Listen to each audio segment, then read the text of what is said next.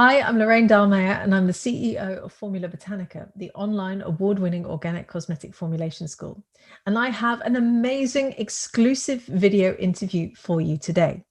So this video interview is part of my Green Beauty Conversations podcast. And if you haven't subscribed to the podcast yet, please do click on any of the links below to subscribe on iTunes, Spotify, Stitcher, or any of the other major podcast apps, because I regularly put out conversations like this one that I know will inspire you to get involved in indie beauty. So today I'm interviewing May Lindstrom, the CEO, founder, and formulator at May Lindstrom Skin, the iconic beauty brand that everyone knows and loves. Now, May embodies the word authentic more than anyone else I have ever met. So I promise you, you are going to be blown away by this interview, just like I was. So settle in. I really hope you enjoy it, and make sure you subscribe to Green Beauty Conversations at the end so that you can listen in on all the conversations that I have there.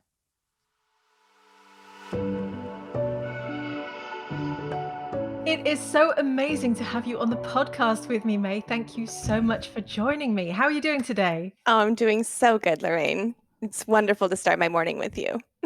Awesome. Well, let's get stuck straight in there. So I would love to talk first of all about your journey of starting May Lindstrom Skin. Let's go back to basics. So why did you start, and what was it like when you first started? It depends where you start counting. For me, this is something that's just been in my blood. This is my my native language, if I were to have one. I was raised in the middle of nowhere in northern Minnesota on 80 acres. I was born in a barn, raised by hippie parents. I had an outdoor outhouse with a little star in the moon till I was 14 years old with 40 below winters. And so I was raised quite different. I was raised in a very intentional back to the land kind of way with my parents, but in the middle of a very conservative farm country, really in the Midwest. And so I had a really interesting upbringing of being kind of an outsider within my community, but then also um, really enmeshed in this beautiful community of the small friendships that my parents had, of collective energies, of like minded people. My mom is a body worker and does really incredible massage therapy and really special intimate women's work and energy healing and really beautiful things. And so I was raised with such an attention to our body and our senses and connection, and very much to our planet. The beauty of being raised by hippies is everything was magical, and I saw this planet as the gift that it is from very early. I grew up surrounded by farmland, and so I have this deep connection to our food and where it comes from and to how things are grown. And so that's the heartbeat of where this comes from. And it was amplified by my own skin. Really, what I learned from childhood was that I was born into a long genetic trail of sensitivity to the highest degree. So, going back generations in my family is extreme sensitivity, eczema, psoriasis, dermatitis, the kind of inflammatory disorders that really just make your skin painful to be in. So much pain, so much heat, so much inflammation, peeling and itching and rashes and all the sexy stuff.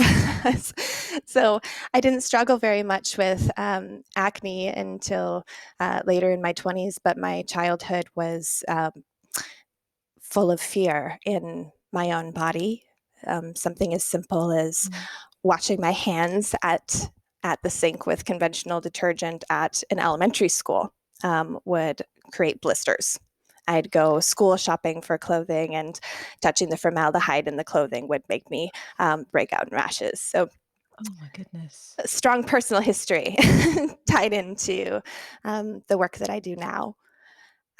So when people ask when this started or how the company started, it was this long winding trail of this passionate spark that I have for for touch and sense and connection, that met with this foundation of really respecting our planet and the bounty of what we grow upon it, and mixed with this personal history of having so much fear in my body and being afraid to touch things and feeling like my body was rejecting me and my skin was rejecting me, and spending a lifetime rebuilding what that relationship is, and also how to actually address that, how to feed and nourish and ultimately heal those conditions for myself, on both an emotional and physical level. And then discovering later in life that this is really the journey that I want to be on with my clients. And it's just so much more than about a product. It's more than getting clean, getting moisturized. It's how to come back to ourselves, and work with those traumas and work with those painful memories and the childhood stuff and the ick that sticks, how to let that go. Yeah. Wow, what a story. And you've touched so many lives through channeling that story into your beautiful business. So thank you for sharing that, obviously. I mean, I'd like to also find out what it's like nowadays, because obviously you Mhm. started off with this vision, I suppose, of touching other people's lives, like you managed to help your own skin issues. What's May Lindstrom skin like nowadays? What's a day-to-day like in the business? Hmm. Right now, right now is a really powerful, beautiful time, actually, where we're almost a decade in. Um, Further than that, if you count my early years on my own before the website was even live, and when this was a consultation business, working with bespoke clients. But really, this company has been an active vision for almost a decade, and where we are today, I am so proud. I have a team that's incredible. We do 100% of everything in-house. It's like my own Willy Wonka chocolate factory. I come in the door to the studio and it smells incredible, and there's just whole walls full of ingredients and tubs of herbs and spices and salts and clays, and all the glass jars with the oils lined up, and you can see the colors, and everything just sparkles. It's so alive. Our ingredients are the best there is in the world. And our sourcing has just deepened over the years as our relationships have grown. And our quality standards just get to get better and better as we are more connected to our people, to our vendors, to our farmers, to the communities. And the team itself, it started as just me. It was just me and my recipes, and I'd order whatever ingredients I could access, and I blended and filled every single batch and brought every single package to the post office. And now it's like I've multiplied and just made babies everywhere is kind of what it feels like. I come in, and where once there was me, now there's several people in the kitchen who are making this happen and blending and doing every step of the process, from communicating with the farmers to managing our sourcing of our glassware, to the printing, to the we have a whole team that just does QC, just does quality control to make sure that every line of the box is printed perfectly and the gold foil stamping is immaculately lined up. And the level of obsession with detail is a little over the top, but it's kind of what we're about. I spent so many of my early years in formulation working one-on-one with people who'd come from really severe skin traumas, and it was heavy. It's heavy work. And it taught me everything about how to make a product that's effective, because it was all about effective. It was about how to heal people who were in pain. And so it was very functional and not necessarily so sensorial and not so beautiful. Really, really about the topical and healing that skin. But what I found over time was there was so much more needed. And it is that extra. It is the thing that makes you want to actually go in to the bathroom and put those healing ingredients on your face. If it doesn't smell good, if it doesn't feel good, if you don't yearn for it, Yeah. if it feels like just another reminder of something that's broken in yourself, then what takes you back there, what gets you back into that space where you're in relationship with your skin. And so these things, I spend just an unbelievable amount of time training to see the littlest detail and to care just a little bit more and to put a little bit more heart into that email, into that batch, into that conversation. And it's because of this, it's because the sparkle has left so often. And if we don't pour it on extra, you almost don't notice.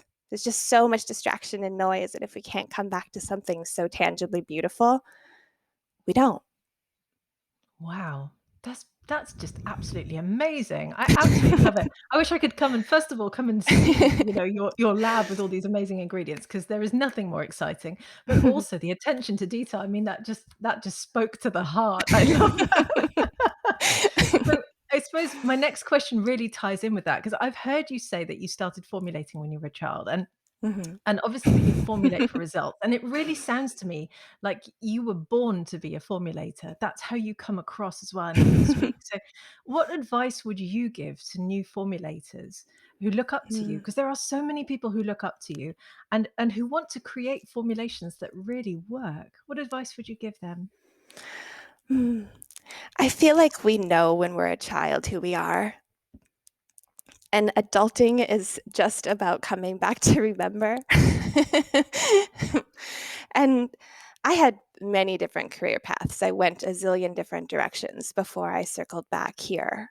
And but I also never stopped being here. This was always something in the background from when I was a small child sitting in a mud puddle, pulling in plants and mixing things in the dirt, to being a teenager going on road trips with my mom and jumping into a river and pulling out clay and covering our bodies in it, to being in my 20s and working with women out of chemotherapy and working with post-cancer skin and radiation and all these different skin conditions, and to where we are now. There was layers of things happening in the background. I was a chef for a long time. I love to Mhm. cook. I really thought that that was my calling. And every time I would get obsessive about ingredients, and every time I'd think about, our farmers and the people who grow and the planet that it sustains, and all that that affects, I just kept thinking that this was about food. And ultimately it was going to come back to me and this restaurant and all these things. And now I finally understand that it was never about food. It was always about gathering people around the table. And it was Mm. always about coming back to our senses. And it's such an easy thing to do with food, to gather someone around the table and give them a meal and feed them from your hands. It's so easy to say, I love you with food. Yes. And and that's the thing that resonated. I think I knew how to do that. But it turns out so many people know how to do that. And so I don't have to.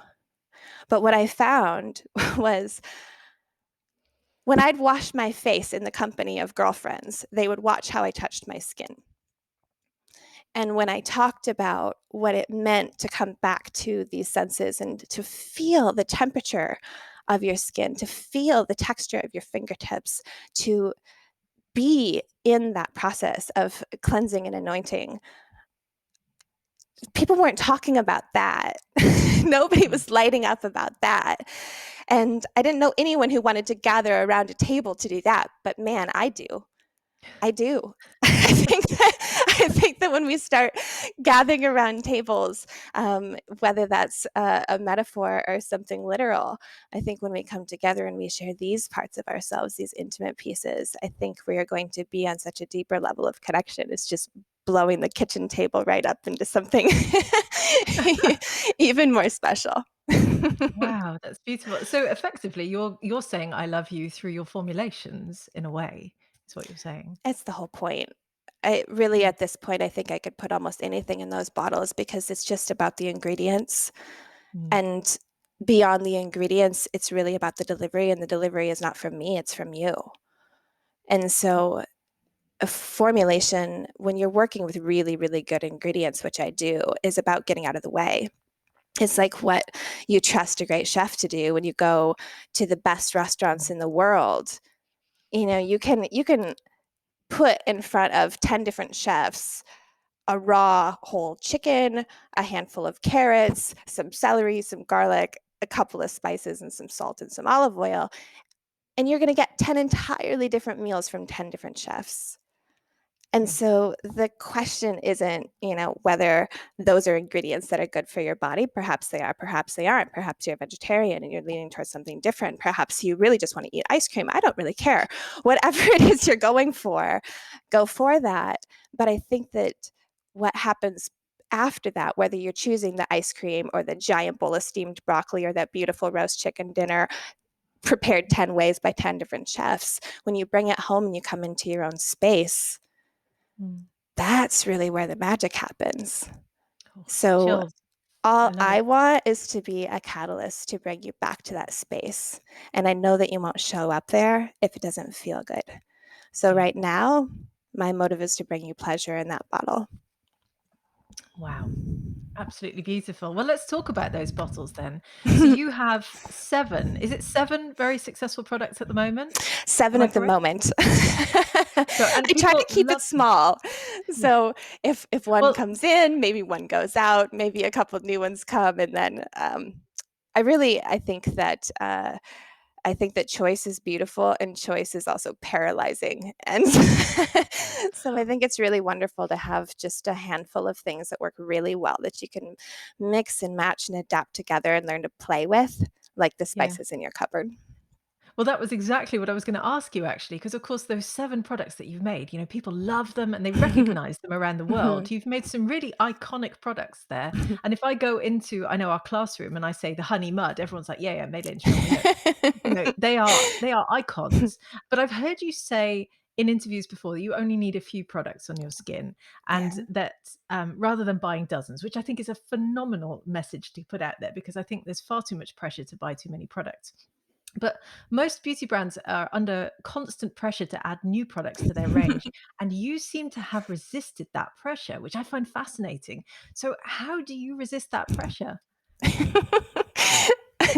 It's really not that hard. You just say no. It I seems love it. so obvious. Well, part of it might be practicality. So when I began, it really was just me in my house, and every single batch I made and every post office trip was me, usually with a child under one arm. So how many boxes can you really carry? Right. Yes. So in the early years, it was very small. It was somewhat manageable. And then I lost my mind and had to start hiring help. Right. But there's that breaking point somewhere in there. And it took a long time between that point and this point, and somewhere in there was when people started asking me for new products. It was somewhere when I was Mm, big enough for people to care if I had new products because they knew who we were. But the point at which I would actually be able to make new products with any kind of consistency was much further down the line. It's like now. I didn't have the mm, team and the resources to be able to launch a new product every season, even if I'd wanted to, which is not my philosophy, never has been, and never will be, frankly. So when the capability to respond in the way that would be considered typical for a skincare brand became possible on a logistics level, mm, I don't need it. I don't need it. My clients don't need it. The only people who've ever asked me for that is the retailers. It's not the yeah, clients. When the clients are asking for something new, it's because they're frustrated with what they're already mm, doing. And so usually that's a time to revisit what you already have, see if you really understand the products that you're using, whether they're mine or somebody else's, mm, really going deep into why isn't it working? And maybe why it isn't working is because you are coming into the bathroom and if you're even going there at all, if you're even actually showing up to be in that ritual with yourself, are you rushing through it? Are you mm, breathing? Are you really showing up? Are you there? It's like yeah, eating a meal and never seeing it when you just churn it into your body. mm, Yes, you're feeding yourself, but you're not digesting in the same way. You're not absorbing the nutrients in the same way. And your skincare is very much like this. You can have the best products in the world. You can spend all your money on skincare all day long. But if you don't show up to use it, it's not going to work. And if you yeah, show up to use it, but you really aren't there, It's the Yeah. equivalent of just shoveling food down your throat. Yeah. I love that you live and breathe your philosophy in such a powerful way as well. And I think a lot of beauty brands could learn from you actually, because they are under constant pressure to continuously churn out new products. And it's not sustainable, nor is it, as you absolutely say, right for the customers, for the people using these products. So you've created a really iconic brand in the indie beauty world. I think it's safe to say that you are known far and wide in the formulation community. Our tens of thousands of followers and students, or hundreds of thousands of followers, certainly know who you are, and so many people look up to you. So it's an interesting one. Over the years, I've also seen a lot of people copy you and copy your formulations, particularly the blue cocoon seems to come back a lot. So how have you handled this? Like, how do you feel when something like that happens? Well, I mean, the blue cocoon is so beautiful. It I is, yeah. I have, here's what I know. Why wouldn't you want something that looks like the blue cocoon in your collection? It's delightful. It's completely delightful. It's it's such a beautiful formula. It's so special. I'm so proud of it. It's made a monumental difference in my own skin, and it's been a game changer for so many of our clients. That's what I know. And I know that it also reads really well in print. When you're scrolling through your Instagram and you see the blue cocoon, you stop. It's pretty. Yeah. I've been looking at this jar every morning and every night in my own personal ritual for a decade. And still, I get butterflies. Still, I get excited when I make a fresh batch. Still, I get excited on Blue Cocoon days at the studio. It's special. It And so, is. of course, there's going to be people who try to Mm, replicate that, and they can try. And they yeah, can have their variation, and it's okay. We're all making variations of somebody else's art. We are. It's yeah. fine. There's worse things. I've had much more blatant copies. I've had, entire website copy taken. I've had product names taken. I've had, all of those things. And really, these are like children I'm sending off into the world, and they take on their own lives. And Yeah. I can only take it as flattery. The fact that anyone's paying attention to my brand, we're still we're still just little, really. And Mm, in a certain space of the beauty community, we're known. But in the larger beauty sphere, we're a baby. We're a teeny tiny drop in the ocean. And we're a small family business. It's my husband and I and a handful of our favorite people yeah. making the most beautiful thing that we could dream up Mm, and doing it the way that we just knew that it could be done and didn't know if anybody would care. And it's mm, really special. So yeah. I think that the more the merrier, honestly. And if that puts my business under because everyone's making a version of the blue cocoon, I mean, I won in some sort of weird, wonderful way. If copycats of the blue cocoon are what takes me under, then there's a success in that too. And it Yeah. won't. We could run our business sustainably on that formula alone. Yeah, I believe you. And, ultimately, they say you haven't really achieved success until you have a good couple of copycats. So I think you've very much cemented your success right there. As you Nailed say, it. you're little, but you're little but impactful in that respect. Thank you. I read an interview with you a few years ago in which you openly discussed the issues that you'd faced with retailers not Mhm. rotating stock properly. That was an amazing interview. And I was sat there going, yeah, go May. That's awesome that you're addressing this. And you also said this doesn't fit with your ethos of providing fresh ingredients, fresh formulations, everything we've been talking about. I also know you went through a recall situation where you had to reformulate one of your formulations, and we were here at Formula Botanica. We were so impressed with how you handled that situation with such grace and such transparency, which is very rare to see. So, first of all, would you be willing to walk us through what happened? And secondly, how has that made you change your approach to working with retailers? Mm. That's a really, I loved that interview first. I'm always so happy when people ask real questions that they really want the answer to. Um, I'm a fairly quiet person, but I'm very much an open book. And Mm, this work is so personal to me that I really believe in sharing everything. And I think you have a right to know who I am. And it's because I've made this business personal. Um, And so I've welcomed that. And I welcome all aspects of that. And the retail conversation has always been a little bit of a challenge for me. And and it's because of the way that we operate. We do things differently, and we do things differently than even other small makers. And part of that is making our own products. That's one. Most skincare, even in the natural beauty sector, even in the indie natural beauty sector, is still made by just a handful of white label companies that slightly modify and tweak the formulas to meet Yeah. the vision of the investors or the whoever happens to be putting money behind a brand, and is not what we do. And frankly, it's a business that I don't know anything about. So it's always a funny one because people contact me and ask, well, how did you find your lab? How did you do and so they'll ask me those questions, and my answers are pretty unsatisfactory because I have been doing this since I was a child, and obviously with a lot more seriousness the last 20 years or so. But it it is just something that I grew into, and I never imagined outsourcing. It just never Mm. even occurred to me.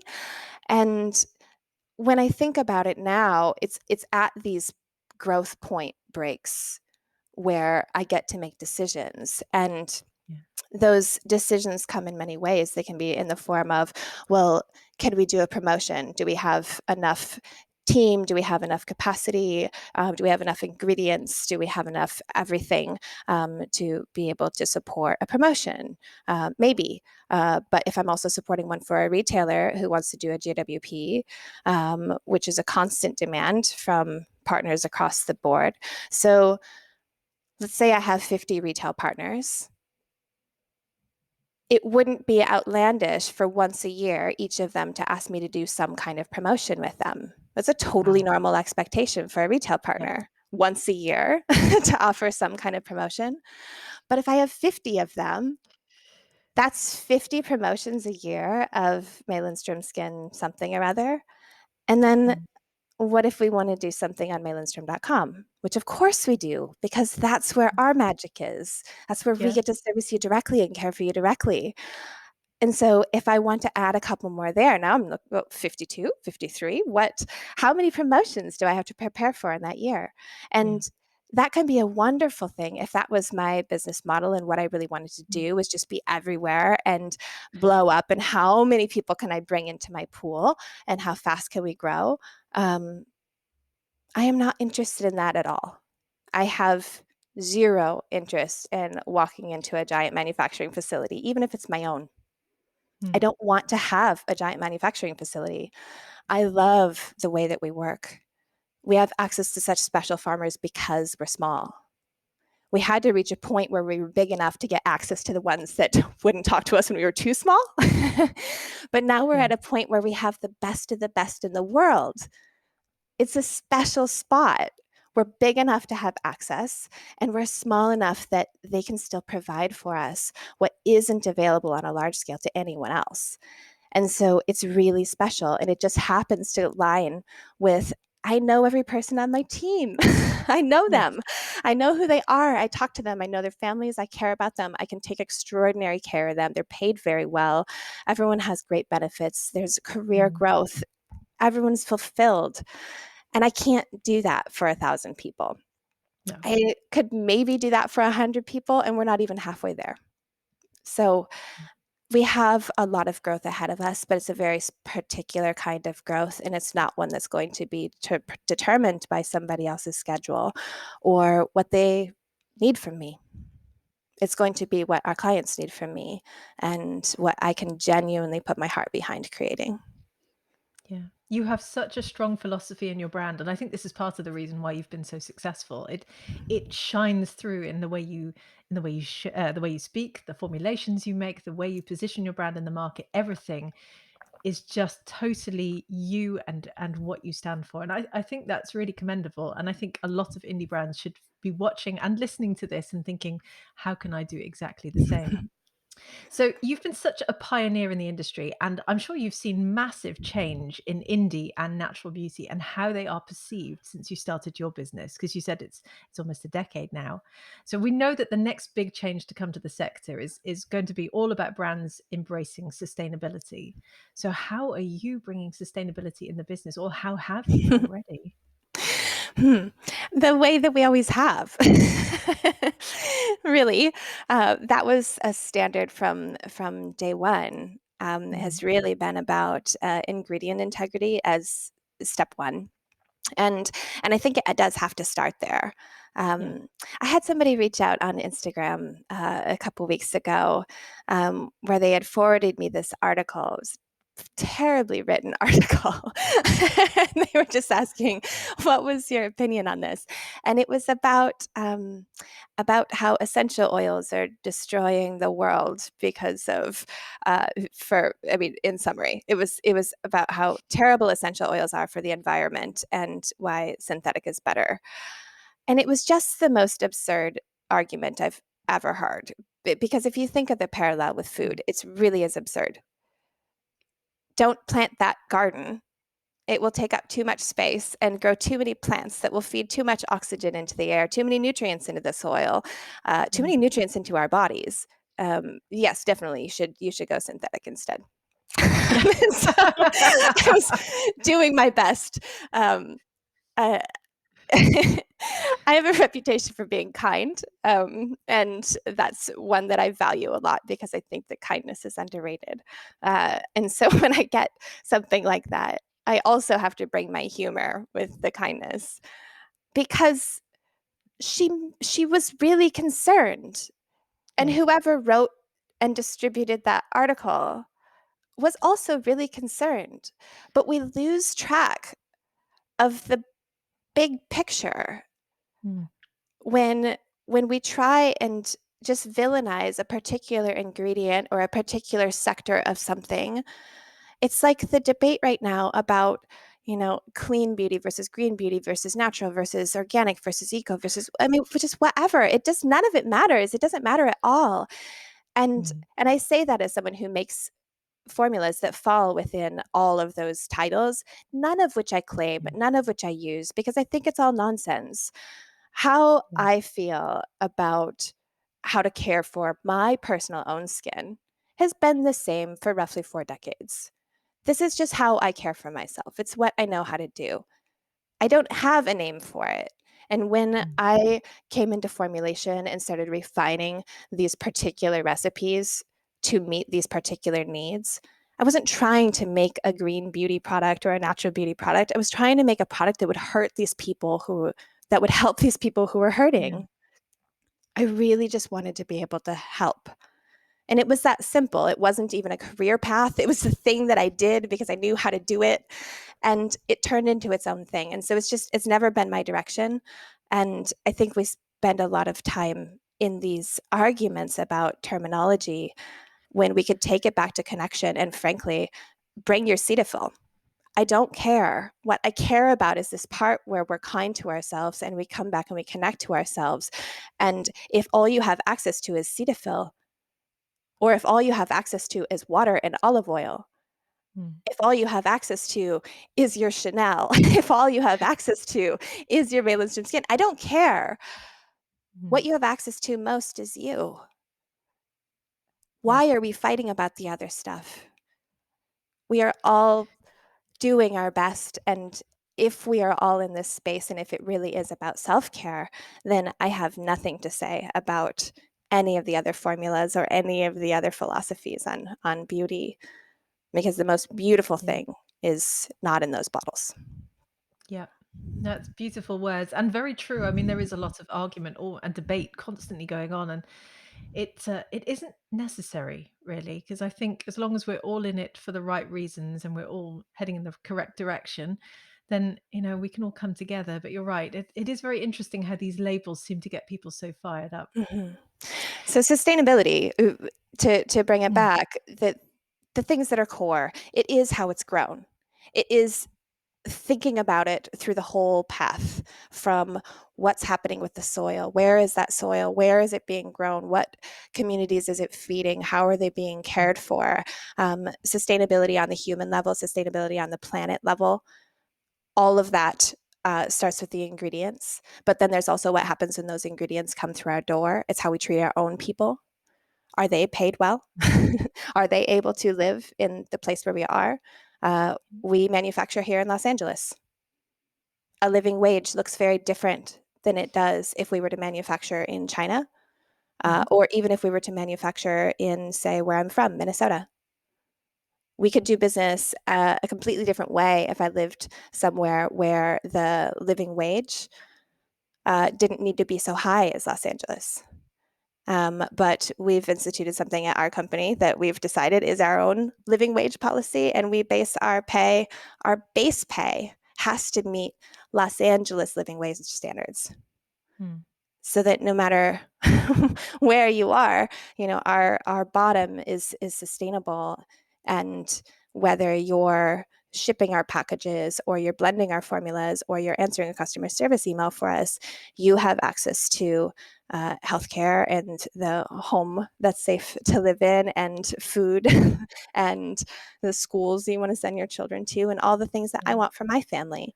So I try to see that through from the soil to the seed to the farmer to the communities back into our own space and our own people, because it's only with that it can trickle out into our care of you. I love that you say that, because and this is something we talk about a lot on this podcast, actually, is a lot of people view sustainability as just being packaging. We've just had an amazing conversation The about packaging is so the obvious. I Put it know, in I glass. know. It's fresh ingredients. Put it in glass. Box it in something recyclable. That's it. It's not And yet complicated. that's all the industry talk about. And yet you're talking about, ingredients, provenance, which is incredibly important and hardly ever gets raised. You're talking about paying a living wage. I mean, L'Oreal, for instance, has just committed to paying all their supply chain and their staff a living wage by 2030. That's 10 well, 10 2030. years. Why? They're L'Oreal. I'm not even a 10-year-old company. We have had no investors. We were built on credit card debt, personal credit card debt, and risk. Mm, And ultimately, we were built by our customers. That's yes. it. We answer to nobody. And our funds reflect that. Like, what Yes. you invest in goes entirely into the product, not into a marketing campaign about how you should Mm, put stuff in recyclable material. Of course you should. It doesn't require a marketing campaign. It's just no. bogus. Of course, if all you're talking about when you talk about sustainability is how you package, we're so far behind. I know, I know. I completely agree with everything you've just said. Well, let's move on then, because I think we could talk about this one for quite a long time and probably get quite fired up by it. There are so many new indie beauty brands coming onto the market all the time now. I mean, Mhm. there is a real flood of them coming on. And as one of the early pioneers in the indie beauty sector, what advice would you offer to anyone entering the market nowadays? And how do you think you could break through the noise in 2021?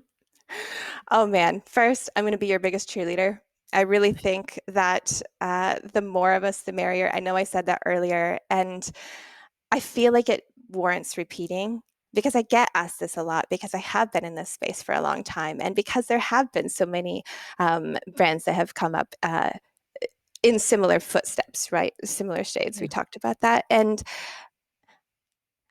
I remember these conversations early on with some of my early retail partners. And we'd come together to have a dinner or to meet for a drink, or we'd come to each other's businesses and we'd talk about what would this look like if we were all actually successful in the thing we imagined, right? And we talked about this when um, I won't name which retailers, but they've grown when maybe there was just one store. Um, and for me, when we were just little and maybe we just had our first 4 products, or, we weren't really out yet. And so we'd meet and we'd have these conversations, but we could see forward. We could see this. We could see 10 years ahead. And we were right. Now, these green beauty stores where there used to just be 1 or 2, now there's 1 or 2 in every city. There's 1 or 2 in every block in the big cities. Right? And brands like mine that really weren't around, there was just a handful that could come to mind 10 years ago. Now, I mean, I don't even know who's up and coming. my head is down. I'm working. I have so much going on. And every once in a while, I'll look up and I'll go, oh, well, that's pretty. What is that? And I'll get curious or I mean, I learn about it so much from my customers now because they're trying all the different things. And so they'll ask, have you used this or, how would you mix it with yours? Or if I want to try this, how do I do it this? And so I get to be a kid and go exploring again. And I mean, really what I would say is you have to remember that anybody can make a product. And the way that most products are made, they are being made. They are the same. So unless you have a different access to ingredients, which only happens if you do your own sourcing, which you do not get to do if you outsource manufacturing. And I'm just going to repeat that part. If you outsource manufacturing, you do not get to do your own sourcing. I'm repeating that because that is a difference. The sourcing is why I don't do outsourced manufacturing. There's been many times where I thought this could touch so many more people. We could reach so many more people if we did outside manufacturing. And ingredient sourcing is more important to me than growth. So I come back to that. So what I will say, if you are using outside manufacturing and you're growing your brand, great. You have to bring more. What is it that's special about you? Yeah. What is the message that you're bringing? What is, the bottles are just a delivery system for you. They are, in the best case. Otherwise, your formulas better be magnificent. They better be so spot on that your clients use them, and whatever you've packaged that experience in, it really has to move somebody. And it either has to physically change their skin or it has to change their relationship of themselves to it. And if you can do that, if you can do either of those, and if you can do it with heart and do it with people that you love and in a way that you feel good about, you'll do great. And if you compromise on any of those, you're going to get washed out because it is a big market. Yes. And that's fine because it really does show you what you're made of. And I just get to be more me with every year that goes on. And in my early years, I was just so excited to get going and so excited to get started. And I'd made this thing that I knew was really beautiful, but I really didn't know if anybody would care. And when I saw that people did and it was resonating, it affirmed for me the path that I was on, and I knew that I could keep going. And every time I listened to that and I just move in the direction of true to me, every time I stay and go deeper there, more paths open up. And that's been true all along. And with every year, I get more brave and I make bigger decisions and I make harder decisions and I make more out of the box decisions because they're the right ones, not the expected ones. Beautiful. So effectively, and this is something we've said a lot to our students as well, is you change lives. And what you're saying is if you want to be successful in this business, you have to be able to change someone's life. And I think that's absolutely what you've achieved, and which is why you have been so successful. So I guess my final question then, and you already alluded to this a little bit, is where do you want to take May Lindstrom Skin moving forward? Because you said you're doing growth in your own way. And I think that's fascinating. What does that mean? I was imagining this actually yesterday, and it was the first time that I imagined something different. I was in this program a couple of years ago, and it's kind of a coaching thing. You do it in this group, and anyway, it's a month-long program, and it forces you to really focus on your stuff and think about what you're doing. And there's all these writing prompts within it. And one of the first writing prompts was a prompt to make a goal, and ideally to make it a measurable goal, something you could actually see the change in. And I had decided for that project to focus on my company. It was a mix of personal and professional work that I was doing. And it was, and I got challenged by my husband, who's also my business partner and our CFO. So it was a little bit to poke at me because I don't like to talk about the money part of the business, other than the fundamentals of whatever it costs to get the best quality is what we do. That's the rule. That's the rule. And if it comes a point where that choice breaks the company needs to be broken. It's fine. So So that's about how much I think about it. Sometimes I have to think about it more. 2020 and everything that happened with the pandemic was a year that I had to think about it more. And so a couple of years ago, which was pre-pandemic, it kind of to just poke me in the ribs, my husband was like, well, what if you made it a financial goal? What if you actually decided to operate as the CEO that you are? And what if it was a financial goal, just for fun, just for this project, little writing thing. And because I had so much resistance to it, I did it. And so I made a goal. It ended up being a little lofty, which was funny. and Lofty then goals are good. and then but it was the first financial goal I'd ever made in the company, and it was like 8 years in. And so that was funny.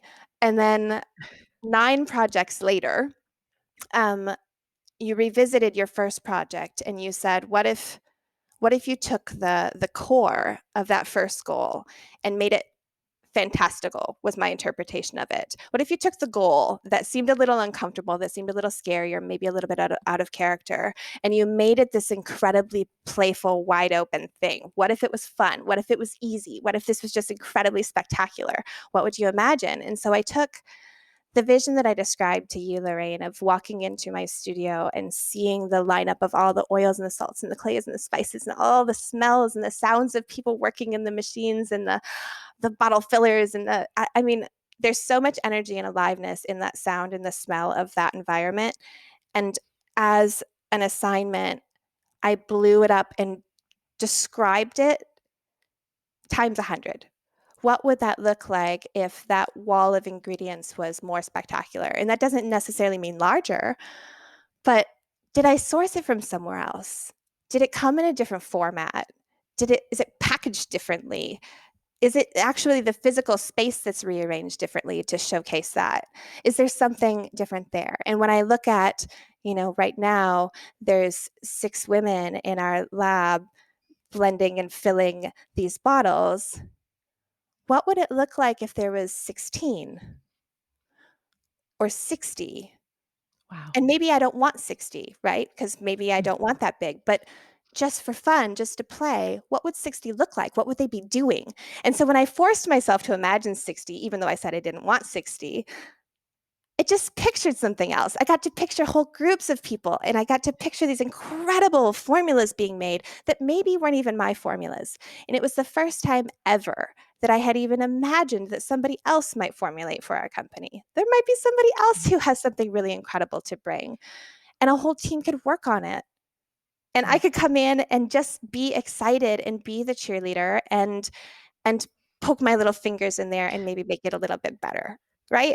Or I could just mess it up a little bit and go, sorry guys, and then back off and come back and they fix it. So I don't know, but what I know is that I'm giving myself more permission to dream in different ways and to just question, because I also will get really stuck in like, well, we do it this way.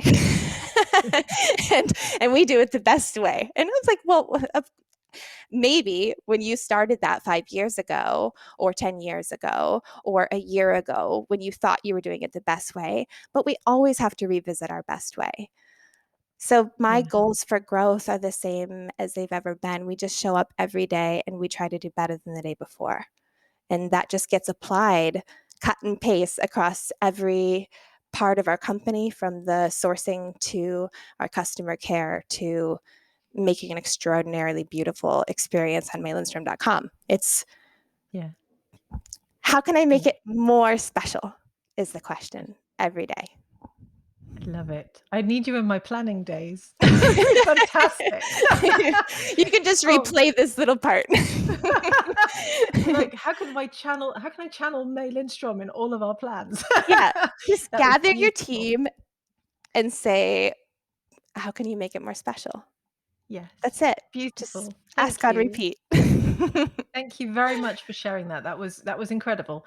And thank you so much for this whole interview. You conduct your business with such grace and such kindness and such a powerful philosophy.